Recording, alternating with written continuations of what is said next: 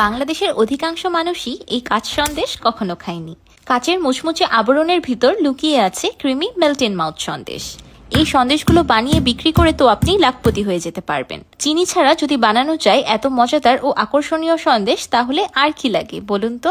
আসসালামু আলাইকুম everyone, I am chef Ishika. Welcome back to আইফুড channel. কাঁচ সন্দেশ বানানোর জন্য আমি প্রথমে একটি প্যানে দিয়ে দিলাম 2 লিটার গরুর ফুল ক্রিম লিকুইড দুধ। এবার দুধটাকে অনবরত নেড়ে চেড়ে দুধে একটি বলক তুলে নিব। ছানা কাটার জন্য সবসময় চেষ্টা করবেন খাঁটি গরুর দুধ ব্যবহার করার। আমি আজকে প্যাকেটের দুধ দিয়ে ছানা কাটবো। আপনারা যদি হাতের কাছে খাঁটি দুধ পান তাহলে তো আরো ভালো। দুধে বলক চলে এসেছে, এবার চুলার ফ্লেমটাকে অফ করে দিব। এবার 2 মিনিটের মতো দুধটাকে নেড়ে চেড়ে টেম্পারেচারটাকে হালকা ডাউন করে নিন। যেই দুধ দিয়ে ছানা কাটবেন চেষ্টা করবেন সেই দুধে 2টির বেশি বলক না তোলার। এবার ছানা কাটার জন্য একটি ভিনেগার সলিউশন তৈরি করে নিই। সেই জন্য 1 কাপ পানিতে দিয়ে দিলাম 1/4 কাপ ভিনেগার। ভিনেগার আর পানিটাকে খুব ভালোভাবে মিশিয়ে নিলেই তৈরি হয়ে যাবে 2 লিটার দুধের ছানা কাটার জন্য পারফেক্ট ভিনেগার সলিউশন। আমি প্রথমে দুধে অর্ধেক ভিনেগার সলিউশন অ্যাড করে দিলাম। এবার স্প্যাচুলার সাহায্যে আলতো হাতে নেড়ে চেড়ে ছানাটা কেটে নিব। অল্প একটু ছানা কেটে যাবার পর আমি বাকি ভিনেগার সলিউশনটাও অ্যাড করে দিয়েছি। দুধের থেকে ছানা কেটে গিয়ে যখন এমন একটা ঘোলাটে সবুজ পানি বের হয়ে যাবে তখন ছানাটাকে এই পানি থেকে স্ট্রেন করে নিতে হবে। আমি ছানাটাকে ঠান্ডা পানি দিয়ে ধুয়ে নিয়েছি, এতে করে ভিনেগারের গন্ধটাও দূর হয়ে যাবে, সেই সাথে ছানার টেম্পারেচারটা ডাউন হয়ে ছানাটা ঠান্ডাও হয়ে যাবে। আমি হাতের সাহায্যে চেপে চেপে ছানার পানিটাকে ফেলে দিয়েছি। আপনারা ইচ্ছে করলে ছানাটাকে ভারী কিছু দিয়ে চাতা দিয়ে রাখতে পারেন পানি ঝরানোর জন্য। সন্দেশের ছানা সাধারণত খুব বেশি সফট এন্ড ক্রিমি টাইপের হয়ে থাকে, তাই সন্দেশের ছানা থেকে অতিরিক্ত পানি চেপে ফেলে দেওয়ার প্রয়োজন নেই। ছানাতে হালকা একটু ময়েস্ট ভাব বজায় থাকলে ভালো। দেখতেই পাচ্ছেন ছানাটা কতটা বেশি স্মুথ এন্ড ক্রিমি হয়েছে।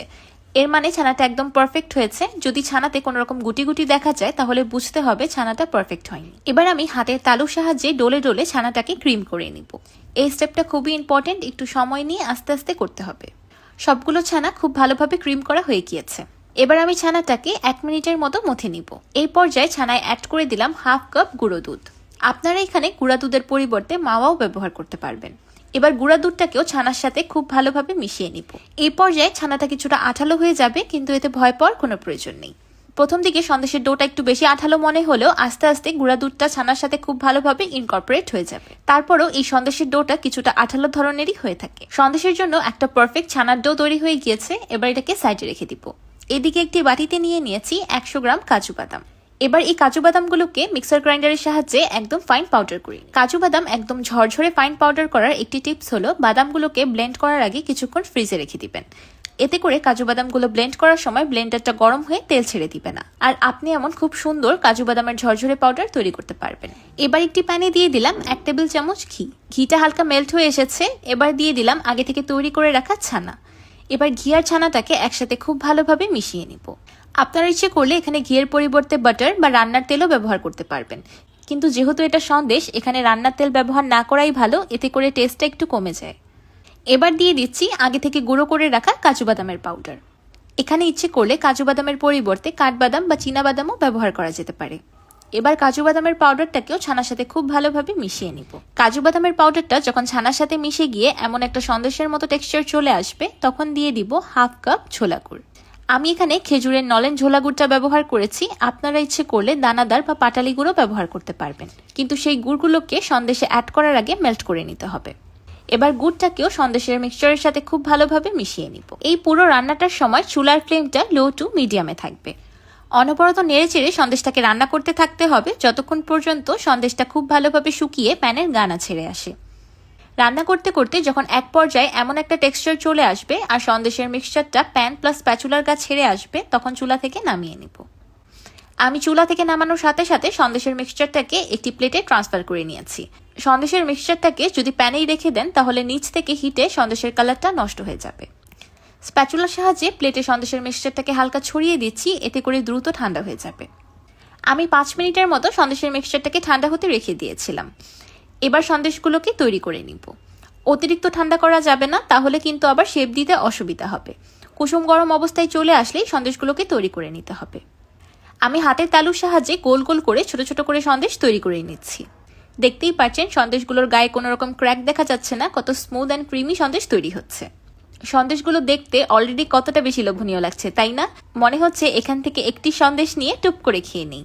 কিন্তু এখন আমি যে স্টেপটা করব এতে করে এই সন্দেশগুলোর স্বাদ 10 গুণ বেড়ে যাবে। তাই নিজেকে আটকিয়ে রেখে পরবর্তী স্টেপে চলে গেলাম। পরবর্তী স্টেপে যাওয়ার আগে আমি সবগুলো সন্দেশে একটি করে ব্যাম্বু স্টিক গেঁথে দিয়েছি। এবার আবারও সেই প্যানে দিয়ে দিলাম 1 কাপ খেজুরের নলেন দানাদার গুড়। এবার চুলার মিডিয়াম টু লো হিটে গুড়টাকে রান্না করতে থাকবে। এখানে দুটি বিষয় অবশ্যই লক্ষ্য রাখতে হবে। এক তো চুলার ফ্লেমটা একদম লো থাকতে হবে, দ্বিতীয়ত নাড়া একদমই থামানো যাবে না। যদি চুলার ফ্লেম বাড়িয়ে দেন বা নাড়া থামিয়ে দেন তাহলে গুড়টা খুব দ্রুতই পুড়ে যাবে। গুড়টাকে ততক্ষণ পর্যন্ত রান্না করতে থাকবো যতক্ষণ পর্যন্ত একতারের চাশনি না তৈরি হয়ে যায়। রান্না করতে করতে যখন এক পর্যায়ে এমন একটা একতারের গুড়ের চাশনি তৈরি হয়ে যাবে তখন চুলা থেকে নামিয়ে নিন। একটু পাতলা তার থাকতেই চুলা থেকে নামিয়ে নিতে হবে, কারণ এই গুড়ের চাশনিটা চুলা থেকে নামানোর পরও রান্না হতে থাকবে, কালারটাও একটু ডিপ হয়ে যাবে আর তারটাও আরো বেশি মোটা হয়ে যাবে। এবার গরম গরম গুড়ের চাশনিতে আগে থেকে তৈরি করে রাখা সন্দেশগুলোকে কোট করে নিব। এই কাজটা একটু দ্রুত করতে হবে, কারণ গুড়ের চাশনিটা খুব দ্রুতই জমে যাবে। আর চাশনিটা যখন সেট হয়ে যাবে তখন খুব সুন্দর একটা গ্লসি গ্লাসের মতো টেক্সচার চলে আসবে। আমার সবগুলো সন্দেশ গুড়ের চাশনিতে ডিপ করা হয়ে গিয়েছে, সেই সাথে সন্দেশগুলো খুব সুন্দরভাবে সেটও হয়ে গিয়েছে। দেখতেই পাচ্ছেন একদমই হাতে লেগে যাচ্ছে না, আর কত সুন্দর একটা গ্লসি টেক্সচারও চলে এসেছে। এবার আমি এই কাঁচ সন্দেশগুলোকে কিছু কাজু বাদাম দিয়ে ডেকোরেশন করে নিলাম। তো তৈরি হয়ে গেল গুড়ের কাঁচ সন্দেশ। এবার আমি একটি সন্দেশ ভেঙে দেখাচ্ছি। Just beautiful. দেখতেই পেলেন কাচের মতো কত সুন্দরভাবে বাহিরের আউটার লেয়ারটা ভেঙে গেল আর ভিতর থেকে বের হলো creamy melt in mouth Sandesh. আমি সন্দেশগুলো ইচ্ছে করেই ছোট ছোট করে বাইট সাইজে বানিয়েছি, যেন একটা সন্দেশ মুখে দিয়ে টুপ করে খেয়ে ফেলা যায়। ক্রিস্পি আউটার লেয়ারের ভিতর এমন ক্রিমি সন্দেশ কতটা ম্যাজিক্যাল মনে হচ্ছে, তাই না? তাই তো এই ম্যাজিক ট্রিকটা আপনাদেরও শিখিয়ে দিলাম, যেন আপনারাও খুব সহজেই ঝামেলাবিহীনভাবে এই কাঁচ সন্দেশগুলো বাসায় তৈরি করতে পারেন।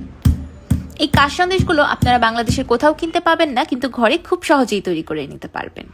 আমার আজকের এই কাঁচ সন্দেশ রেসিপিটি আপনাদের কাছে কেমন লাগলো আমাকে অবশ্যই কমেন্ট করে জানাবেন। ভিডিওটি ভালো লাগলে একটি লাইক দিবেন আর আমার চ্যানেল সাবস্ক্রাইব করে আমার চ্যানেলের পাশেই থাকবেন। আল্লাহ হাফেজ।